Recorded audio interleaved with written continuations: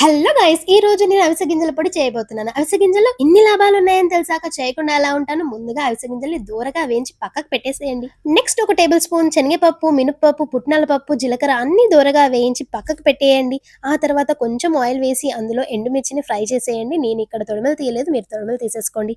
ఇంకా అవిసె గింజల్ని పక్కకు నెట్టి మిగతావన్నీ మిక్సీకి పట్టేసేయండి. వేయించేటప్పుడు తొడిమలతో వేయించాను. ఇప్పుడు తొడిమలు లేకుండా వేస్తున్నాను గమనించండి. ఎందుకంటే వేయించేటప్పుడు పటా పటా పటా అని ఫేస్ పైన పడతాయి. అందుకోసమని తొడిమలతోనే వేయించేశాను. ఇంకా అందులోనే పొట్టు తీయని వెల్లుల్లి, ఇంకా వేయించిన అవిసె గింజల్ని పొడి చేస్తే ఇలా అవుతుంది. ఇంకా లాస్ట్‌లో కొంచెం ఉప్పు యాడ్ చేసుకోవడం అయితే మర్చిపోకండి. ఇంకా ఆ తర్వాత ఇలా గ్లాస్ కంటైనర్‌లో పెట్టుకున్నారనుకో ఒక 1 మంత్ వరకు పురుసత్. ఇంకా వేడి వేడి దోస పైన ఇలా పౌడర్ లాగా చల్లేసుకోండి. అందంగా కనిపిస్తుంది. రుచిగా కూడా ఉంటుంది.